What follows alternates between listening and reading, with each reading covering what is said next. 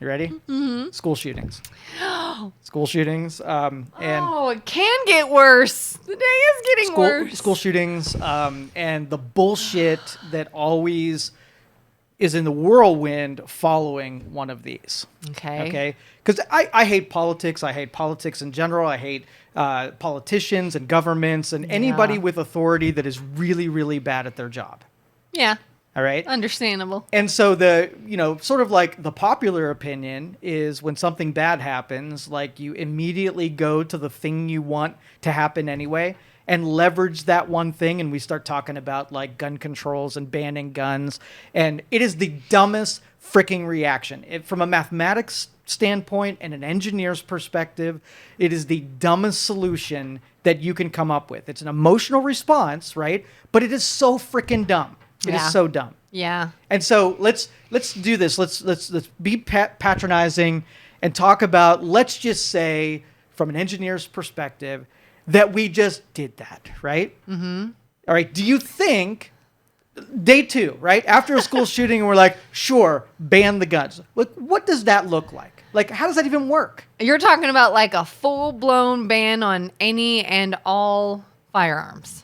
Of course. I mean, if you put a weapon, if a person is meant to go shoot up a school, right? Mm-hmm. They are going to take a weapon that lets them shoot up a school. Mm-hmm. Doesn't matter if it's a submachine gun, a rocket launcher, a handgun, a automatic rifle, a semi-automatic rifle.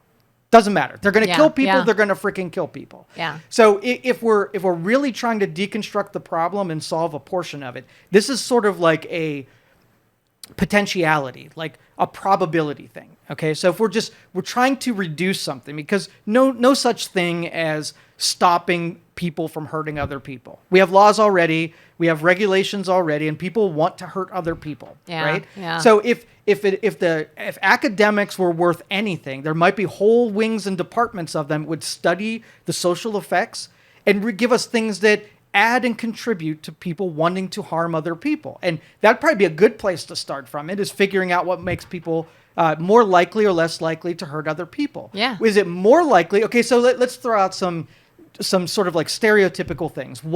You have a kid, right? Mm-hmm. And kids are already little emotional bags of energy anyhow. Yeah. And they get sad and they want to have some negative energy in them. Yeah. And the expression of that negative energy, they're very impressionable. Mm-hmm. So they emulate the things that they see.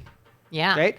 So if I'm mad and I play a video game where as a first-person shooter, I can go around and kill somebody and eliminate them from the game, wouldn't the exposure to violent things for these little dirtbags to get exposed to, would that minimize their ability? Or if we create television shows and music and the video games that they play, and we basically model that we kill people everywhere all the time. And not only that, but not only can they see, we kill people all the time, but there are zero consequences. 100%. And if you die, you just respawn. Right. You just start over. You go about your day. They don't have to look forward into the future of what else might happen because of this. It's just, I did it. Now we're done. Okay. All right. So this is another thing, just like banning guns. You're not going to tell movie studios what they're going to do and what they're not going to do. You're not going to change music. You're not going to limit video games. So we've just sort of like put on the shelf the things that are just like, not going to help. It's unrealistic to think that you're going to take the influences and put them on a shelf and keep those exposures. Right. So let's discover things that do contribute to people not wanting to kill other people. Yeah. Put some ideas there, because then maybe you don't solve the problem, but at least you're in the, sort of in the spectrum of things you can do something about. Sure. So what makes people less likely to kill other people? Yeah. So when it comes to this topic in general, when I hear that somebody went on some sort of killing spree, some rampage, my first question in my brain is I tend to wonder, were they put on any medication before this happened? Or was there a change in a medication? Or did they recently stop taking a medication? My first question in my brain is, was there any mind-altering substance in their body? And so sometimes I wonder, could that be a thing? Could that be a thing that some of these meds could not persuade someone to do something, but change how they think and how they look at things. All right, so let's do an exercise. Okay. And the engineering brain kicks in. And if you wanted to take a person, we're going to take little Billy over here. Okay, and we want Billy to shoot up a school. All right, what would we do to Billy to keep increasing the chances that Billy's going to do it, right? Until we get to a point where our probability is pretty likely to happen. What could we do to Billy? Yeah, let's take Billy, and we're like, okay, Billy's a good kid, and he's not going to kill anybody, but we really want him to go to a school and shoot it up. All right? So let's just do this. We'll put a TV on, and we'll let him watch war movies, and get him desensitized to the fact that people are killing. Would that increase the likelihood that Billy doesn't assure it? I would think so if he sees it a lot. All right. Yeah. Let's make sure that he has access to firearms. Let's put, guns there, totally reachable, no lock and key, just ready on the go. Does that increase the potential? I would think so. Okay. If we maybe bully him a bit. Bully him, yeah. Let's get him angry. Let's get him riled up and get him hating people. Maybe tell him every day that certain people hate him. Maybe tell him that other people are going to try to kill him. Like get him really sensitive to the fact that there are enemies out there. And so, next, let's take oversight. Let's take parenting away from him. I was just going to say that. Let's remove the parents or the parents' time to be around him or talk to him. No influences. Make sure that the parent... positive parental influence. Okay. Let's change his brain chemistry by throwing a bunch of medication. So we have him on medications. We have socially influenced by having, vendettas against other people. We've told lots of people hate him. Let's bully him and make him feel like he doesn't have peers and he's totally alone. Remove parental supervision. Emulate lots of violence around him and giving exposure to tools of destruction. How many of the potentials have we given most kids? Of all those things we listed there, how many things are regular contributors in their lives? Gosh, seems like most of them. Okay, now let's see the ones we can do something about. All right, can we work on family unit and as socially, participate in making families stronger and having mothers, fathers, and influences? Yes, doesn't solve the problem, but we actually have some controls there. Yeah, absolutely. Okay, and nobody is going to oppose that.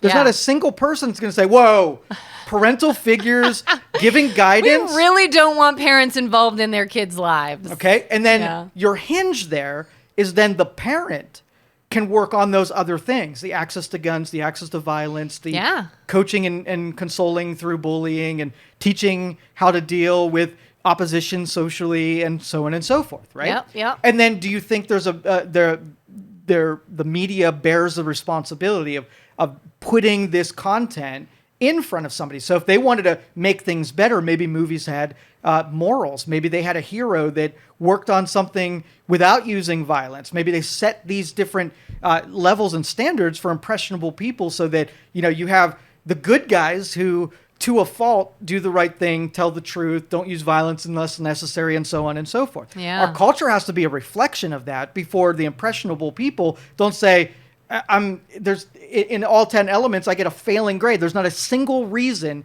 that a kid would not go to a school and solve their differences with other people without using violence. Yeah, if they've learned absolutely no other way of conflict management, of coping mechanisms, of understanding consequences or the way things work.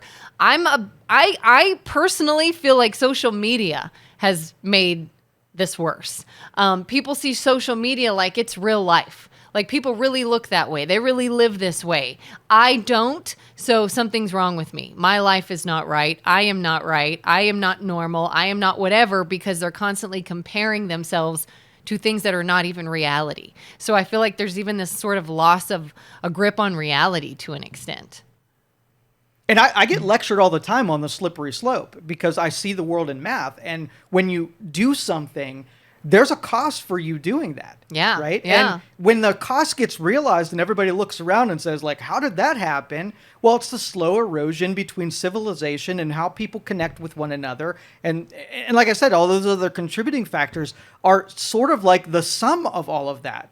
You ever hear the, what's his name? He used to do those Paul Harvey, right? Paul Harvey. Paul Harvey was a radio talk show host, and, Okay. and he did a segment, and it was syndicated all over the country. And he did one called "If I Were the Devil." Okay, and he basically said, if I were the devil and I wanted to basically take civilization and make it as evil as possible, here's all the things that I would do. And you could go down a list of things that we have already done to contribute to the devil taking over the position of, sort of the engineer of society. And we've done all those things. So we go through this constant slide to surprise, but then our reaction to it is always the only thing that we can't do anything about. Instead of, I would love it if, like, hey, there was a guy in Congress and he broke the law, right? Yeah. And I'm like, maybe it will be revealed and we'll have a renewed energy to root out corruption in government, but we never take that end. We just take that, form it into a cudgel and just hit the person that we don't like. And that's why, taking firearms and making them illegal is or buybacks or confiscations is the dumbest reaction that you can do, because there's absolutely zero value. There's more cost in doing that, and you don't actually solve the freaking problem. Yeah, because how many times was something illegal and somebody did it anyways? That's right. Well, same theory on environmentalism. Yeah. Right? The things that they want to do to curb global warming and the carbon releases into the atmosphere have absolutely no chance of actually working. But the cost is you hurt people that are, your enemies, the people that you disagree with politically. Yeah. So you're using a thing as a cudgel to hurt someone that you don't like. And I watch this theme just go over and over. And it makes me hate politics and politicians and the, society in general. Makes me hate them. Oh, have you for how seen? Stupid. Have you seen? I've seen it multiple times now on Facebook since this last school shooting. People have been posting, it says, how did they word it? It says, nobody was killed by a drag queen reading to students today. And boils my blood. I get their point, but come on. Come on. That's not the same thing. It's not helpful. I don't think it's making this more about politics. And it's making it more about pushing an agenda. And it makes everybody dumber. It's almost like, I think it was Billy Madison, where the judge said, yes. we're all stupider for having listened to this. Yes, yes. That's what it is every time, because somebody out there read that drag queen thing and said, yeah, see? Like, oh, I just want to comment on it when I see that. And I want to be like, do you think that was helpful? Do you think that was helpful in this situation? Is there anyone that was comforted by what happened from that post? No. Not at all. But it really supports the fact that we need more intelligent people who aren't looking to just use that cudgel thing and say, okay, well, we can all agree that school shootings are bad. And we can all agree that it's a symptom of something. And if we get interested in any number of things we laid out today and making those things better, we can drill our energy into fixing and cleaning up some of those other things. Maybe it's a renewed interest in parents not being totally useless vessels that aren't doing their job. Yeah, because if you think about it too, I feel like it's not even just in the schools. I recently saw an interview. I can't remember who was being interviewed, but they were talking about how they said they feel so bad for kids nowadays, because back in the day, it used to be you had beef with someone at school or another kid or a neighbor or whatever. You went outside, you punched each other around, you solved it, and you moved on. He's like, now you can't. God forbid you got beef with someone, you punch them, they do a drive-by shooting of your house. Yes. You get in a fight with someone at school, or even if it's not physical, a verbal altercation, and you want to say certain things to them, and then they shoot you or they bring a weapon. It gets so amped. And it's like, even if it's not a school situation, it could be a neighborhood situation. It could be whatever, has gotten so past the point of, to me, it's not just the fact that they have access to bigger weapons, but it's what is broken in the brain that you think it's okay that a punch equals a shooting, equals killing their family, equals whatever. It's just so extreme now that it's got to be more than just the weapons they have access to. Yeah. Human beings have just become more dangerous creatures because of how far we're willing to go, because we don't we don't value life. And it could be a number of those 10 things. But if you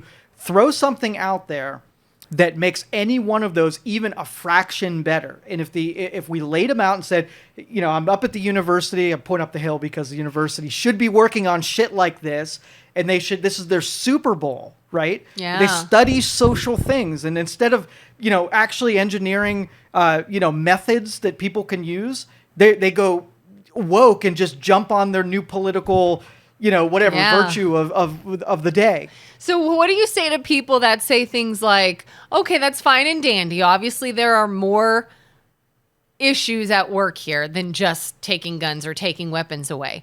But taking things away is the faster way to deal with it until we address all the other issues. What would you say to that? But it's not faster and I challenge anyone that say, day one, we passed the thing, right? We passed the ban on the weapons of your choice. And tell me how that actually works, right? Mm-hmm. There are 400 million. Let's just say there are 400 million eggs out there. And we don't like eggs anymore, so we got to go grab all of the eggs. How long does it take to go find all 400 million of the eggs and take them all before somebody has a chance to get one of those eggs, right? Mm-hmm. It is not an easy thing. Number one, right. You're not going to find them all. Right. And the ones that are out there are going to still be out there. There are legal means then to buy eggs. So you've done nothing. But I will tell you the cost of then taking families who buy that gun or buy those eggs.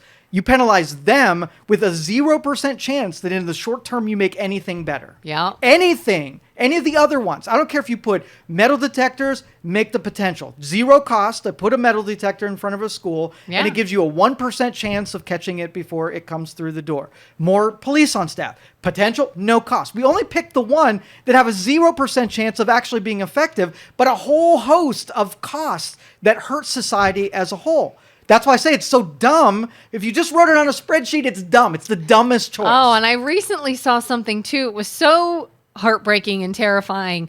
They were talking about the fact that kids are now saying, we have all these drills in school, just like you had a fire drill or tornado drill. My kids have done it. Active shooter drills. Here's what you do in the event that there's an active shooter. This is what we're going to say. And then this is what you do.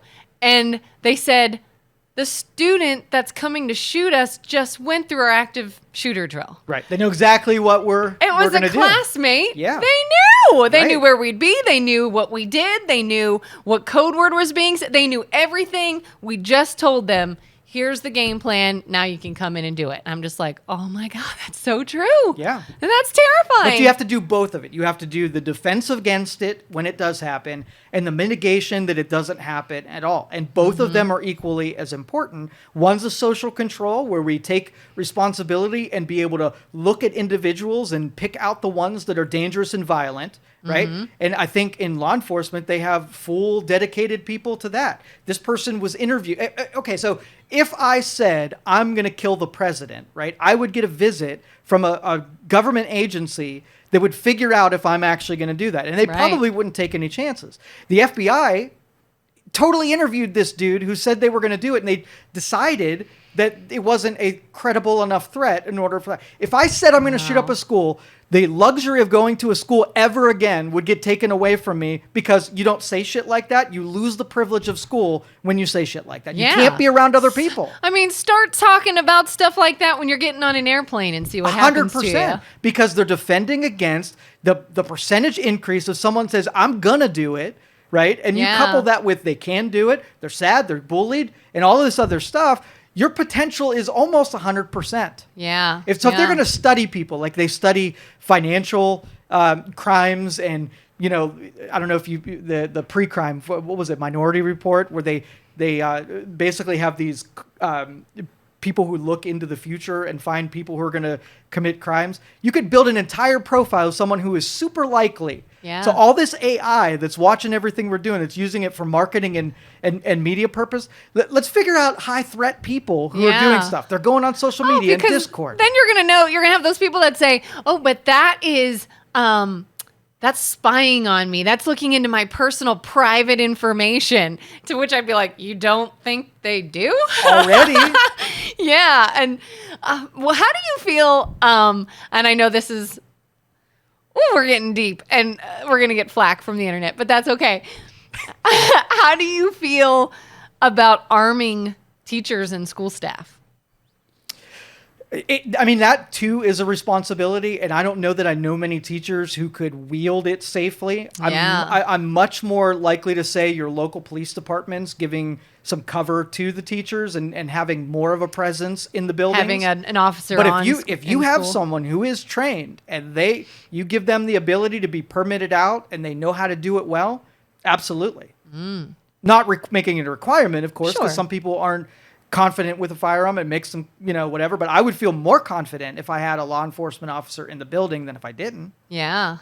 And that's part of the defenses against is that you're increasing, when your house is getting robbed, like you don't necessarily going to stop someone who's determined to rob your house, but you could make your house less likely of a target, and they're going to pick somebody who's an easier target. Right. If you got these violent people, but that's why the mitigation part is we got to both create less violent people who think violence is the answer of solving their problems, at the same time defending against a population who's violent and solve their problems with violence. Yeah, absolutely. I mean, I'd be so interested in seeing too, like we've talked a lot in the past about health issues affecting you, things like food, what we eat, what we put in our bodies, things of that nature.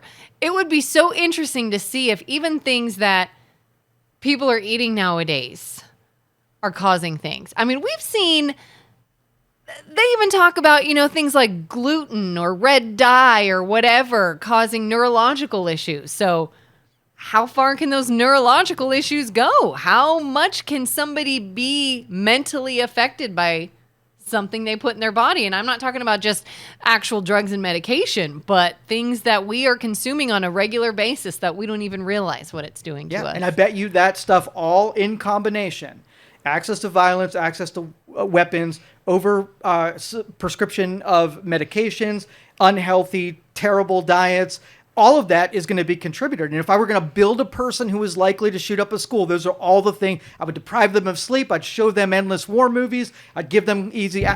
We're doing all of those things. Absolutely. So if those smart people at universities can figure out the things that are making it more probable for that stuff happening, it would be irresponsible if we did not try to at least combat or make some of those things better. Or else we're going to have an endless supply. We're like, thoughts and prayers every time, or take guns every time. Okay, it's not working. Yeah. Let's try something else by letting smart people start solving this problem instead of these freaking morons. How much responsibility do you feel we should put on the parents when something like this has occurred? The parents of the shooter.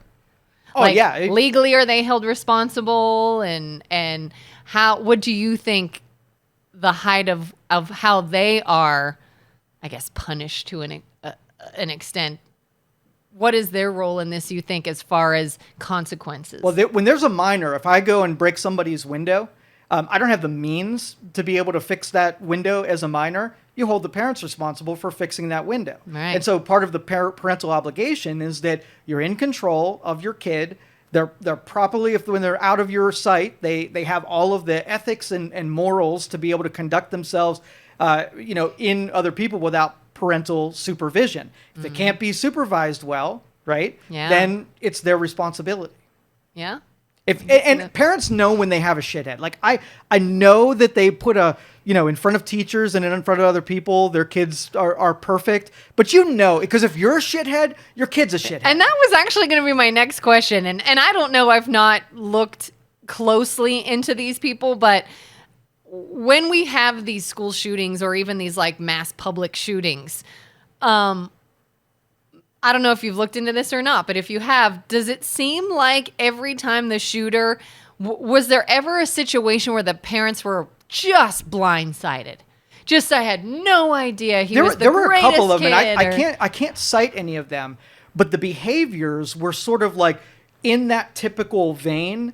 A little bit rebellious, went to the dark side, was super fixated on certain things that would raise red flags on anybody who was looking at the signs of somebody who's struggling. If they, in front of their parents, they act pretty normal, but you can tell they're kind of suffering. Yeah. Right? And that's what I'm saying. Like, socially, we should instruct parents a little bit better to look to see when your kids are like going outside of the mainstream, not keep outside of conservative values, bucking against traditions. If they're miserable and suffering, the parents aren't like, well, that's just their form of expression. No, you got to reel them back in and get some normalcy, get them out of that vein of destructiveness. And again, we don't offer any support in that direction. Where do you think the line is drawn as far as kids and their own privacy? As a parent, do you think anything is off limits as far as checking your child's search history? If they have a journal or diary, looking at it, looking through their phone, should there be a parent-child privacy barrier? Or do Zero you think such thing. I look at everything in my As a parent, kids? you are responsible for your kid, and therefore you have to know everything about your kid. If they're in a place where they want their privacy, F that. Yeah. Those kids at the school, right, are going to have a problem with you protecting their privacy when they went off the rails and did something destructive like that. So no such thing. Yeah. Privacy is earned from a parent. Just like if your kid can't go to the restaurant and be behaved, right? Mm-hmm. Then you don't go to the restaurant because you're responsible for the behaviors of that kid. But if they can behave, then they earned a little bit of, sort of like private. We're saying privacy here, but they've earned the responsibility on them because they know how to behave. Yeah. You remove those standards and kids can do whatever they want, then they're their own vessel, and then they're responsible for their own actions. And no 18, not even a 20-year-old is brain, their brain is sort of like defined to the point where they can control themselves and their impulses. I recently had a discussion like this with my child. She was saying, she was upset about something one night, and she says, I feel like she used the term safe space, and then I realized that's not what she meant. Basically, she's like, I feel like I can't just go and do my own thing because you see everything. Because she's in my house, so obviously I see her bedroom. She doesn't really have a cell phone. She has an old phone that doesn't work just to play games and message friends on. But I see those messages. Anytime she reaches out to someone, I see it. I can see what somebody is sending her. And she's like, you see everything I do, so it's like I have no privacy. And I'm like, you're 10, and it's my job to protect you. So you're not going to yet have access to things that I can't see. That could be dangerous. And sorry, that's just what it is. And so we talked a bit about it, but yeah, I mean, I've wondered too, like my kids don't really journal very much, but at one point they were sort of interested in like journaling or writing things down in a notebook. And I would be like, am I terrible if I go read that? No, as a parent, you got to do both though.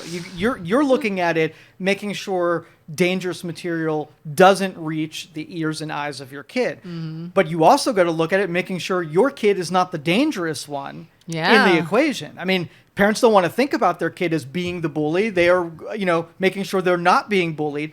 But some bully out there thinks his parents think that he's a complete angel. Yeah. Oh, yeah. My kid is big into Fortnite and all those internet games, and I have such mixed feelings about him because I know that they're talking to people on the internet, and it's almost like the beer muscles, like keyboard warriors. I can say whatever I want because you're not here. And there's been a couple times where I heard my son saying things, and I was like, shut it off now. And it wasn't even, there was somebody that was being inappropriate. It was, you're getting too amped. You're getting mean. Yes. Turn it off. But that's proper parenting, because then you can have the discussion that, dealing with certain feelings, they're going to do what, feels right to them. And there's no lectures parents give about like when you super get angry and you're seeing a kid being bullied or, what to do in those. So you're leaving it up to, a 10-year-old or a 15-year-old's good instincts on them. They just don't have any. Yeah. And that's what I'm saying. Like if the sciences of being a good parent, if there was an instruction manual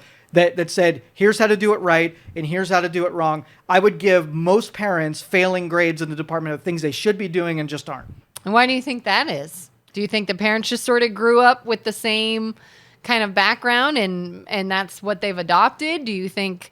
Well, being a parent is such a dedicated responsibility, all right? And so you have to try to be a good parent, and it's hard in the face of what society thinks you should do to be a good parent. Yeah. And there are pressures that talk you out of doing what your good nature, if you want to protect this person, right, what you should do. And even like the privacy thing, you feel a little bit bad that you're taking something away from them that you wouldn't like be taken away from you. Yeah. Right. Yeah. And that's what I'm saying. Like, there's so many pressures about taking all of the good instincts away from people, and our behaviors are reflective of that.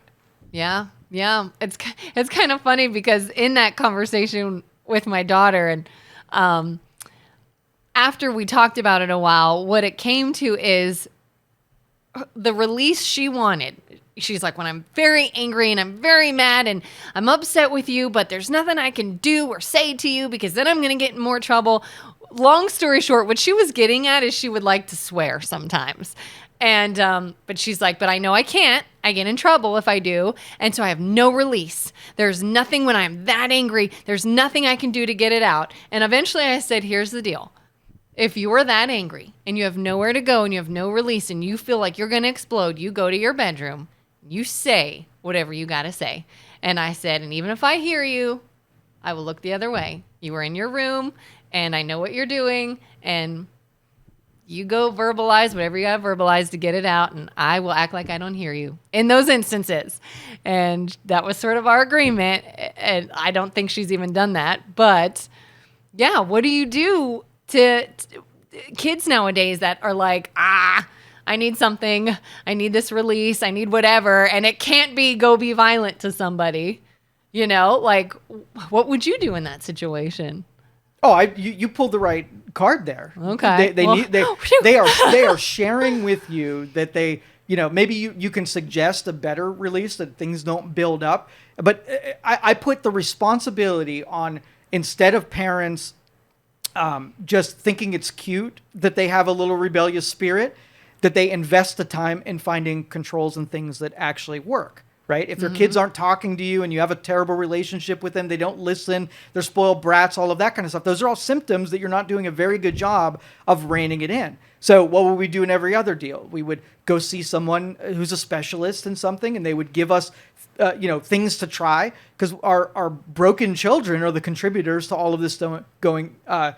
So if your parents are just trying to escape the moment and get by those years, you know what I mean? Yeah, and complain about it to other people, but they're not fixing the problem. They're just letting it fester. So it's almost like parents then maybe, would you say, need to recognize when they are struggling. Yeah, for sure. You know, if they recognize, man, I have just been really focused on work. Maybe the parents are divorced and it's one parent with all the kids at times, and they've got kids by themselves. They've got work to deal with. They've got the house to deal with. They've got whatever. Maybe they've got medical issues.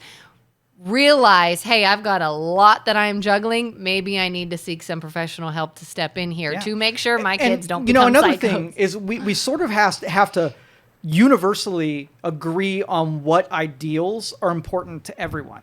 Mm-hmm. So if there's some family who thinks that, they're doing cocaine on the coffee table, they're not going to get a fair instruction to that kid when they're modeling the same terrible behavior that, we would sort of like judge them by if the kid were to do something dangerous or something like that. So the ideal is, asking parents, like, should you steal? Should you tell the truth? Going down this list of like everybody, and it's not absolute. Not everybody is going to be able to hold to standards of perfection, but I don't think we even, we don't throw people out of the community for not following the ideals of the community at large. It's kind of cute that we have that rebellious spirit that, breaks some rules sometimes. Yeah. And that's the awful part, is that parents just aren't doing what they should do. How do you feel about certain forms of gun control, or even, let's say, like you said, you recognize something in your child is different or off. You recognize there's a struggle there. Maybe you've even seen, hey, I can absolutely see where a lot of what he's watching, he or she is watching a lot of violence. Now they're acting differently. Now I've got these red flags. Do you think a parent then is it their responsibility then to also get rid of their own firearms so that it's never in the kids' access? Well, or would you say gun safety in a home means that they can't get to them anyway? So parents don't get rid of them, but they make it in a gun safe, trigger lock locks, it up, do all the things that protect an unstable kid from. Because that was like the second segment. If I wanted to put available firearms, not that just they exist, but if you're like, hey, go over here and try to use this gun. If they could just walk up to a gun, load it up, and shoot, then you've made it accessible to them. Yeah. If they go to the gun cabinet, don't have the combination, or they go to the gun and the trigger lock's on and they can't open it, then you've done due diligence in keeping that kid separated from availability. Right. Yeah. God, it's so scary. But that's just so another scary. responsibility that's on parents when they shirk that duty. And we can't agree that if you're going to have something like a firearm or you're going to have something like access to violent movies, the responsibility as a parent is that you make sure that the gun can't be used against somebody and the violent tendencies are explained that this is fanciful and it's for entertainment and we don't really behave that way and people aren't really, killing. But both are an equal responsibility. Movies and music that are violent are dangerous to the development of kids. Guns with, triggers available and ammunition at the ready are dangerous to kids, and both are equally as dangerous. And just to be clear, because I know people are going to come at you in this realm, when we say, not to speak for you, but just to make sure that I'm getting it, it's not like movie makers need to censor themselves because a kid might see it. It's the parents know what your kids are watching. The parents, any experience that a kid has is being delivered by their parents. They are ultimately responsible. Yeah. So if you have a phone, then you have proper rules governing using that phone. And if you break the rules, you don't have the phone. If you have access to a TV, you have rules governing what you watch and what goes into your brain. And it's controlled completely by the parents. And you have some parents who will self-restrict, right? Yeah. They give you only so much time and only certain channels and only certain things that come over the box. Approval. So the more your kids can handle, the more freedoms that they can, because they're making the same decisions when they're with you as when they're not with you. And that's how they, get the, those extra privileges. Yeah. In fact, coincidentally, I just saw an interview, what was like a reel online of a interview with Quentin Tarantino. And twice, different interviewers asked him about whether or not he thinks all the violence in his films are affecting kids. And, it doesn't concern you that children are going to see this and you're putting such violence in all your movies. And he was like, get the heck out of here. Don't ask me that. Like, that is not on me. I'm a filmmaker. Like, I can do what I want with my films. Absolutely. It's like, you're the parent. You keep the kid away. That's an adult thing. This is not. Yeah, and you know what would happen if parents did their job and they said, I want a non-violence channel, and there were enough of them, somebody would come along and make just movies and TV shows that are absolutely non-violent, didn't have any kind of swearing. Yeah. But it's the other direction where they're creating it because we're demanding it. The more parents let them do it, the more times they will create those things. And the more parents give them access to it, the more they'll create those things. So it's definitely, these are all symptoms. Like you're not going to ban music and you're not going to ban guns. That is the same stupid decision. But the parental role is a very important role. And if we have lots of bad parents, then we're going to have lots of bad kids. What do you say to the people that say, this is happening because we took God out of the schools? Well, you got to have that as a consideration as well, right? So I think that human beings are failed, across the board. We make bad decisions. We have, moments of ethics blindness, right? Yeah. And are there things that keep you on the straight and narrow? Okay. And if any religion keeps someone who has bad tendency on the straight and narrow, then you increase the potential of them. But again, it's not across the board. I've known people that have been in religion and they're terrible people. Yeah. So you can't be like, we're looking for a pill, right? Right. Something that just solves the problem. One thing fix all. Right. Yeah. Do I think if we had more religion in these places that we'd have more docile kids that weren't do these things? Sure. But is that something that's going to affect and solve the problem? Absolutely not. Yeah, because I don't even see it so much as the religion. Like you said, there are people that claim to be Christians that are jerks. I know a handful of atheists that don't believe in God that are the nicest, most giving people you'd ever meet. I don't even know if it's so much the religion or the God, but I feel like when you have something, whether it's prayer, whether it's Bible teachings, whether it's whatever, a positive something that you were doing with the kids is positive. Yeah. So if you're looking at it just from math, you're looking at every single thing and saying, does this make it more likely they're going to be a good person or more likely they're going to be a bad person? And when you take that thing and you add it to the equation, you don't fix it, but you make something more likely. And the 10 departments we mentioned, if you just take a sampling of each one of them, good parenting and some kind of family structure and some kind of religious belief that tie down, like so you can answer, why shouldn't we steal? People who steal get things for free, and why shouldn't we do it? How would you even answer that without having some kind of either religious component, honesty, ethics, morals component? And if they tie together, that gives you a reason to say, oh, we don't do that because we burn in the fiery pits of hell. And if that works, cool. Yeah, whatever works. I don't care if that works. Like if it solves that even a little bit, then it's worth doing. Yeah. It's so interesting to see from when I was a kid to now. I can remember being a kid and my dad actively teaching us, if someone is messing with you, like bullying, like constantly at you, like pushing you around, he would always say, you don't ever throw the first punch, you don't start the fight. But if it started, you finish it. And we were actively taught to, if someone is really in our face and causing problems, my dad's like, then you ball your fist and you end that and you go after them. Nowadays, I'm almost afraid to even almost approach a situation like that with my kids because of like what we said. If you're being bullied and they're pushing you and they're, picking on you and hitting you and whatever, and you haul off on them, are they going to bring a weapon to school? Are they going to do a drive-by? Are they going to...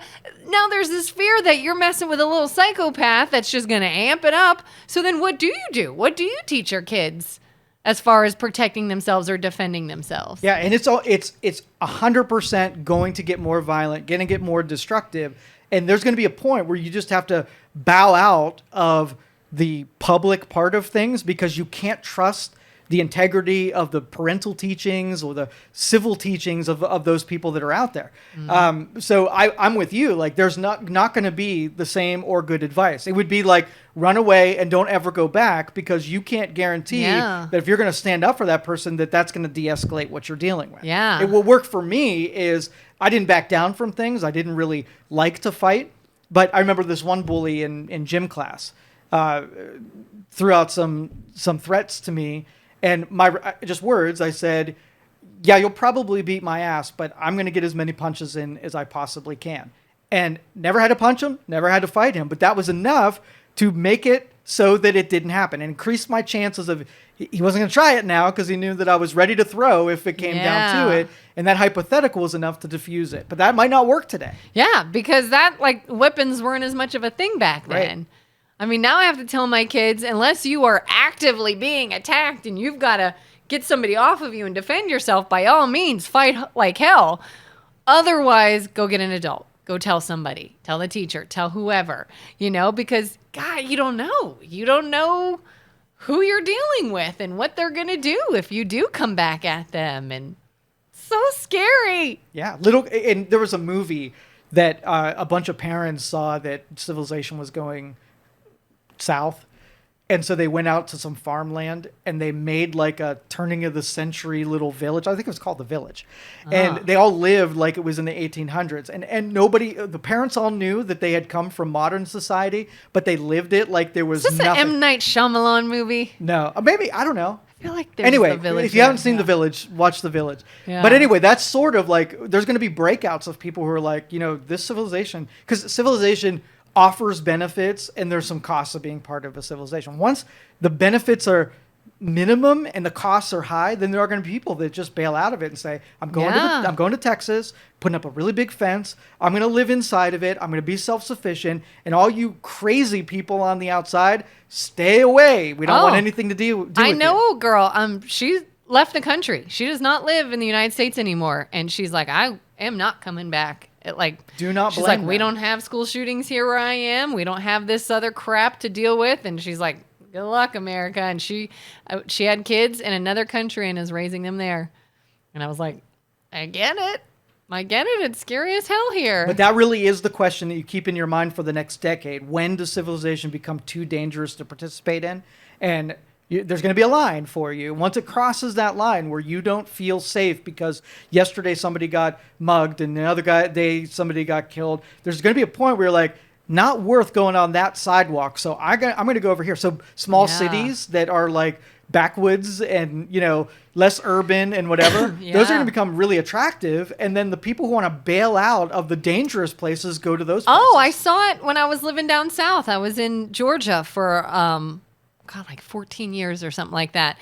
The city was real popular. Not like a huge city, but a good-sized city in Georgia. And then crime got worse. People started moving out into this little suburb, this little country land, and then that built up with more shops and stores and restaurants. And then that started to get bad, and they moved further out into the country. Now that is having break-ins and things like that. And it's like, holy crap, people are trying to, get far away from the city, go out into the country, go out into whatever. But it's eventually going to keep building up. Yeah, So what do you do? If you keep creating bad people, you will not be able to escape them because they're way more numerous than you. And Yeah. so we're going to find this, you mentioned religion, we're going to find this thing like, hey, we had dark ages where everybody was behaving that way and civilization was too dangerous. So you had a resurgence of religious teachings that controlled people, took a lot of their, the entropy out of what people were doing and put it more into, the spiritual side of things. And then people started behaving again because of the controls that religion, had with them. And if that's what ends up happening, right, then that will be better than the alternative, which is you just have to keep escaping the deterioration of society. Yeah, because I feel like you're not going to get people to stop making violent video games and things. I mean, I can't imagine how much money Fortnite makes. You have to buy things in the game. I mean, it's ridiculous. They're not going to stop making entertainment. They're not going to stop taking away meds. If you want to talk to people of big pharma and the medical community and say, hey, why don't we really look at how these meds are affecting kids? How far do you think that's going to go Right. before they're like, oh, no, they're fine because we're making a buttload of money off of it. Absolutely. You're not going to give parents more time. Hey, here's more time to be home with your kid just to be a positive influence. If anything, they're working more, they're working harder, they're trying to afford things. But we are entrenched in those defenses. Parents want to say, I don't have any other choice. Load them up with meds and whatever, right? Yeah. Instead of working with what you have. Like if we're working on finances and budget, I'd audit you. Okay, because you're going to say that you have to do all the things that you do. You're going to entrenched in that. You're a victim of whatever. So it's definitely I need these. Yeah, Yeah. And if you were like, how important is it so that you're not in the crisis of not having enough? And if you're like, yep, I'm in a bad spot, whatever. I wouldn't come into your life and say, oh shit, you can't do anything. You're done. You're right screwed. that you were a victim. I would say, money waste, time waste, money waste, whatever. Until you're using all of the real estate that you do have and making the best of it, I don't even entertain parents who saying there's not enough time. Sure, it's not easy, but when that shit's important enough to you, find the time to do the right thing. Yeah. And parents are just lazy, and the rest of society gives them all those excuses about how they're doing really good because we don't want to shame them in another, not coming through on their responsibilities. Yeah. Yeah. But that's what I'm saying. Like, I hold academia most responsible for this because they have the information. This is their Super Bowl, and if they cared, right, they would spend all of their energy laying on, like, around the conference table, the smartest people up on the hill are like, we're creating more and more bad people every day. What can we do in society? What can we encourage that makes good people or makes less bad people? Yeah. And if they spend all of their time trying to make less bad people every year, then we have shrunk the people who would grab that weapon and do that bad thing. You know what would be so interesting that we could totally do? What's that? Is have an actual formal discussion like this, and we include a teacher, Okay.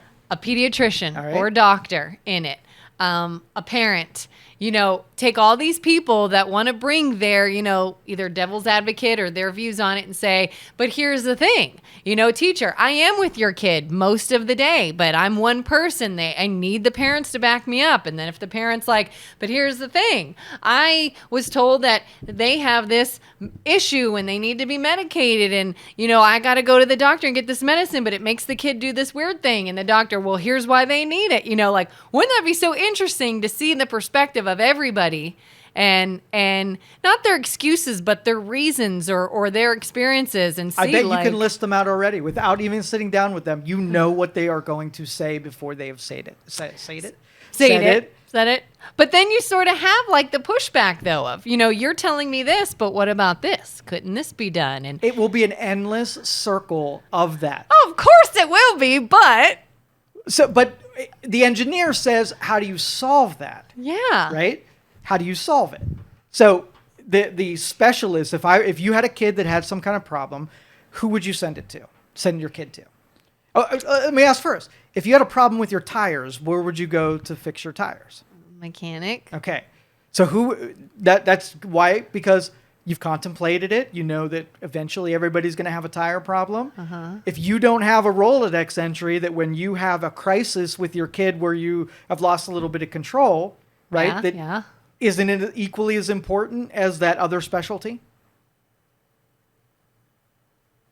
Yeah, you need to have something. So if the government puts 86,000, should they do 86,000 IRS agents, or should they have 86,000, funded academics that could teach socially what makes better people? Like that's a specialty that could be valuable. You know what else I've even seen too, when it comes to people that my own friends and people I see, is how difficult it can be where even when a parent sees there's a problem, there is a clear and present problem with our child, and here's what I want to do about it, and here's what helps. Oftentimes, the parents are no longer together, and they are at odds, and out of pure spite, I have seen the other parent, I guess you could say, disregard anything the one parent does. If they say, hey, they have this issue, so they're not allowed to have this, I'm keeping them away from this. Just to tick off that parent, the other one will then let them have it all and say, no rules for you, out the window, because they're trying to dig at the parent. And now it's like this whole other dynamic where it's like, well, what do you do now? So why did you create the breakup of family units? Why did you make it so easy for parents to split to create that symptom, right? Divorce rate is off the charts. People don't know how to connect. So this is a symptom of the thing that already went wrong. Yeah, it's like something went wrong forever ago. We can change the dynamic though. Let's just say that you got a kid that's overweight because you feed them too much.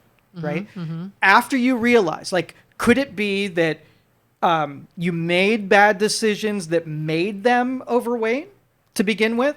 And then after you wait till they're overweight, you can't say oh, how'd that happen? Yeah, right? yeah. This is where you need to make that contemplation, not this. So when you're contemplating hey, we're not getting along anymore, let's not be together again. It's what's the ripple effect of this? How are the kids going to suffer with this? Should a family stay together for the sake of kids? Yes, they do it all the time. What if we don't love each other? Tough shit. That's a decision you made when you're together, right? To raise that kid. I don't know if I agree with that. That's interesting. When you have a kid, isn't that the responsibility? It doesn't become one parent's responsibility, not the other. Devil's advocate. Sure. How do you feel about the idea of parents stay together because they had kids? They don't love each other. Maybe they don't even like each other. They don't get along.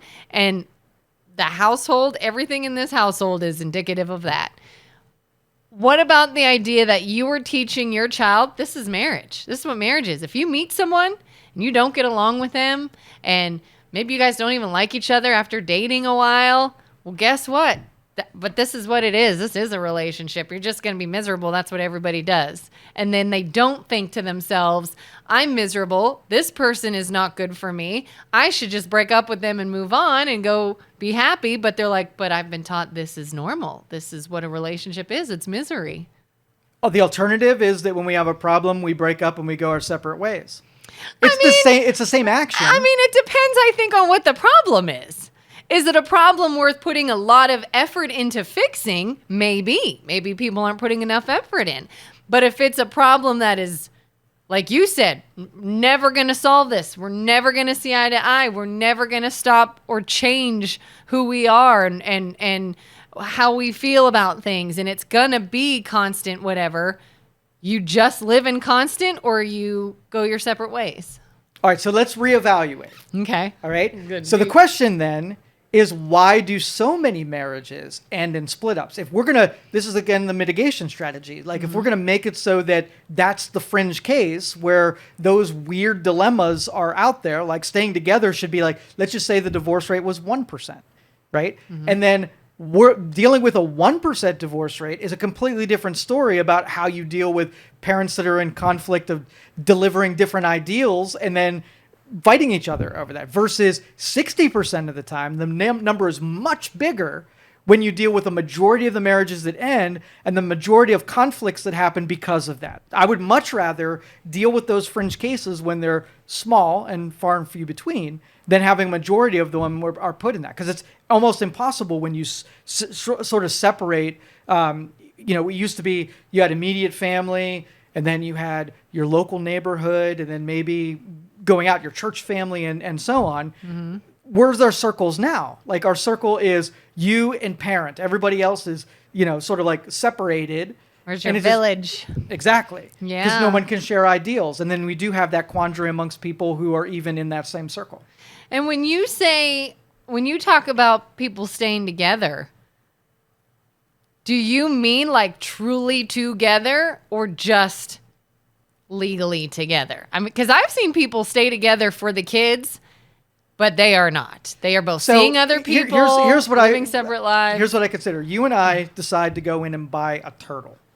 We said from the onset that we're going to buy a turtle. You're going to do certain things for the turtle. I'm going to do certain things for the turtle, right?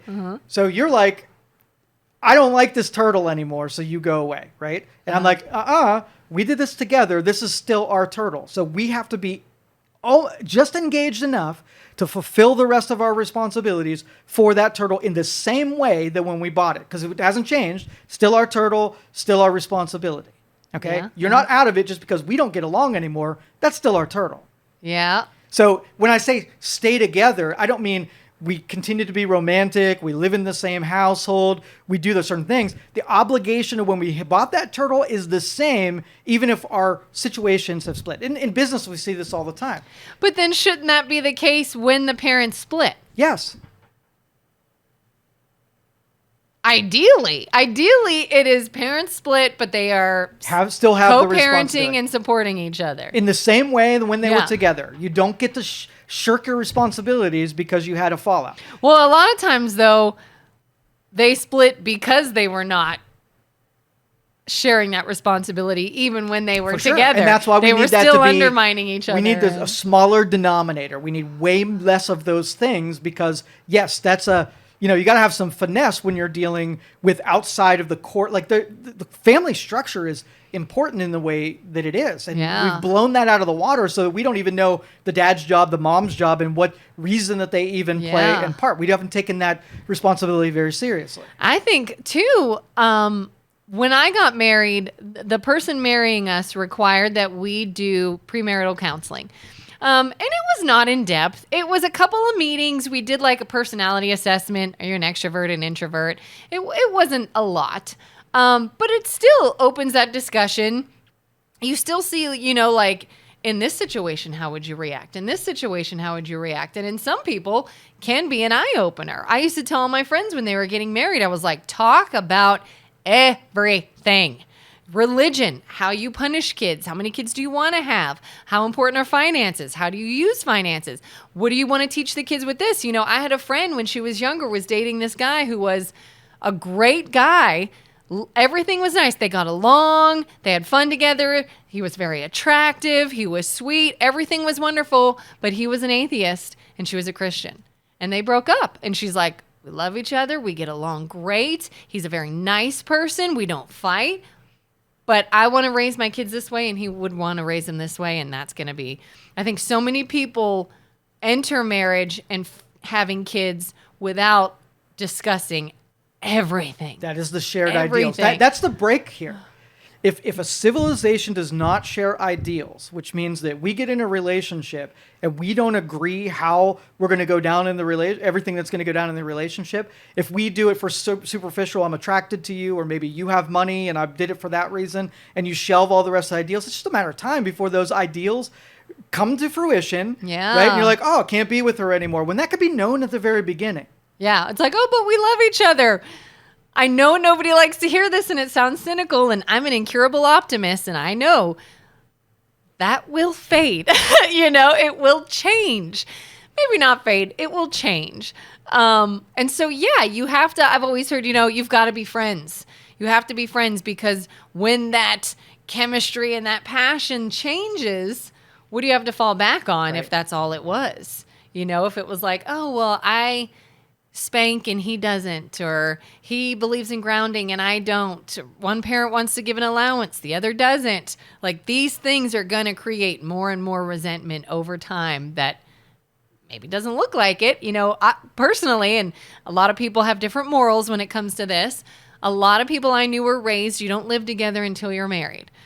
My parents said, well, you wouldn't buy a car without taking it for a test drive and, live together, because you don't know if maybe they leave their clothes on the floor and it will drive you insane. Maybe they never replace the toilet paper roll and you just want to scream. Little things matter. You've got to look at everything, because things change, people change, and things come up. And yeah, it's almost like something what seems so insignificant can just snowball into something so great down the road. And I think anything that is valuable in society should have people before you coaching you through before you make that decision. The institution of marriage had purposes, and now it's like you do it as a afterthought, and there's no training that goes into it. Like, how many people would go to a marriage class the beginning with people who are seasoned counselors that see when it goes south and give you all of the pre-interview questions about, like, where,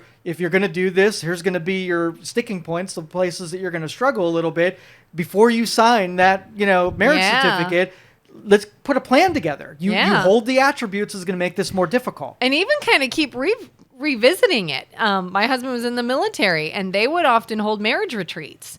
And one, it was nice. It was, a weekend away somewhere. It was always a nice place, so it was fun to go. But we would always go, even though I think some people think if you go to marriage counseling or a marriage retreat, there must be a problem. We did it a number of times feeling great.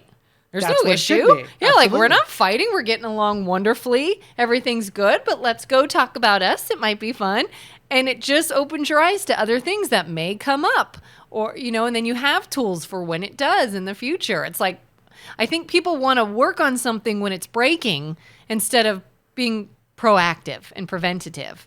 And again, kind of like we said with the kids, like, what are the things that we can be proactive about before now we've got to take something away because something blew up? Yeah. In order to qualify for that license, you do your trainings and you take your tests and you go into it. Because really, we're looking at making something better, adding the probability that you have successful households that can raise children, that can be a participant in society. The things you do, like having more knowledge before you sign certificate, makes that thing better. The theme is across the board. We have infinite access to information, and we go into these important responsibilities completely blind. Mm-hmm.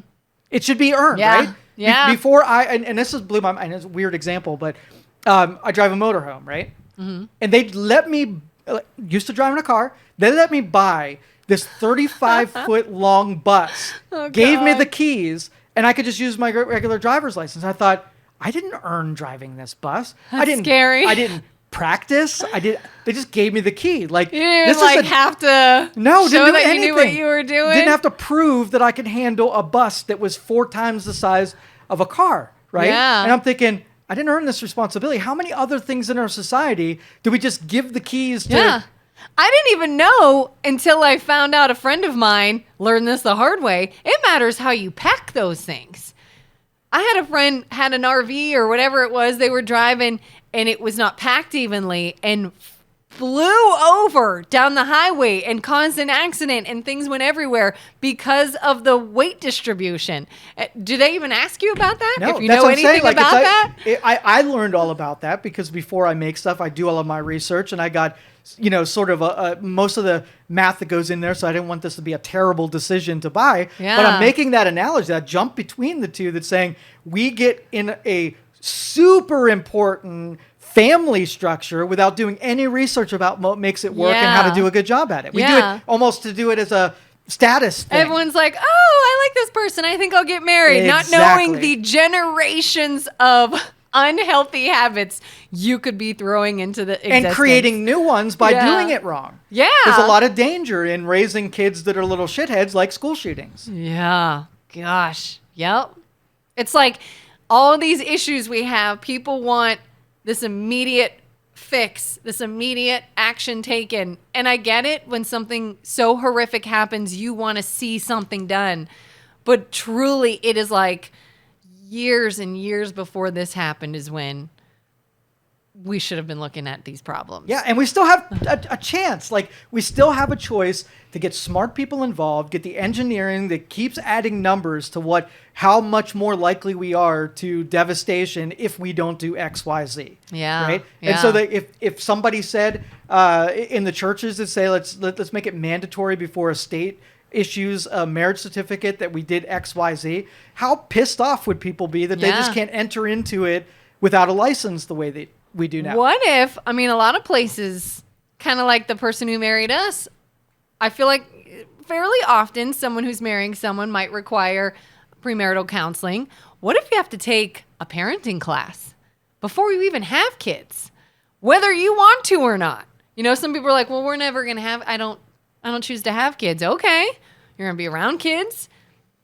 Accidents happen, what if a parenting class was required to get a marriage certificate? Absolutely. That would be interesting. Yeah. Drive a car, you take a class and a test. Get a motorcycle, you take a class and a test. All these different things. And this conversation pains me because as a libertarian, putting regulation and mandating people do this. Like my libertarian, the thing about a libertarian society is usually if you have bad behaviors, the consequences of those behaviors should be enough to craft you solving those things on your own, right? Mm-hmm. But we kind of insulate people from the repercussions of their bad decisions and so they don't learn from them. Yeah. Life is supposed to get hard when you do dumb stuff, and life is supposed to go good when you do good stuff. Yeah. Right? But we're at a crux where either we have to remove the safety nets that are protecting people from their own bad decisions, which that's hard. Yeah. Right? Save them from themselves. And forcing people to make better decisions, that goes against every grain of what I believe in. It's like, well, give people these freedoms and let people choose and all this stuff, and that's great. But then when do you have to just start saving people from themselves? Right. Well, maybe marriage isn't important anymore, and maybe you put regulations on the marriage things if you put it, go through with it. But then we just let people not be married and do their own thing, and the institution is sacred. It's valuable because you invest time into it, and everybody else is just doing the uncivilized version of it. Maybe that's don't make it a requirement, but give it some status on its own as something that was earned and had some kind of cost for.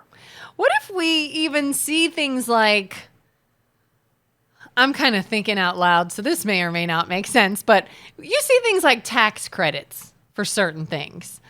What if people could earn things like that for hey, here's parenting classes I took. Here's where I learned about this. Here's where whatever it is, I made good decisions. And the government then says, well, now you can have this, or now you can have this, or I don't know. I'm kind of thinking out loud. Theoretically, yes, but there isn't one of those things that the government has ever done that has been fruitful, right? All it is a compromise, a really expensive thing. Somebody gets a really sweet deal for providing a service, and it really doesn't have exceptions. Now, if you take a private business, right, and allow them to craft something where their failures weren't tolerated and they can go away if they did a bad job, that would be a much better version of it. Yeah. And the churches, if the churches want to play a place in anything, it would be that, right? If they want to play any kind of civilized role, that would be it. Giving a choice, you don't have to choose it, do it really well, model it, let the victories over there, let people flock to things that they provide good outcomes. And then when parents are like, who's my specialist when I want to get an unruly kid? Let's go to the church because they got this shit figured out, right? And then it gives a new reason for the churches to have some kind of purpose in civilization. Yeah. Yeah, and just have a lot of like things in place ahead of time. It's funny, it just popped in my head when my parents got divorced. As they were getting divorced, the court decided they both were to take a parenting class. I was 17 years old. What are you going to do now? Like we're 17 and 18 and you're divorcing and they had to take a parenting class. And that would be a really good, like if a kid gets in trouble with truancy or whatever, making parents take a class as a alternative to doing community service or big fines or whatever and trying to sculpt it with that. I'd love to see courts doing stuff like that. Yeah, like almost make more of a learning out of it than a punishment. Yeah, exactly. So would you say, like, hey, someone's in trouble, they got community service. And rather than just picking up trash off the highway, you're now going to classes. Yeah, we do with traffic schools. They have DUI classes. If you have a Exactly. DUI, you have to go to classes for that. And yeah. Not a Be bad more idea at all. proactive. Ooh, let's make that happen.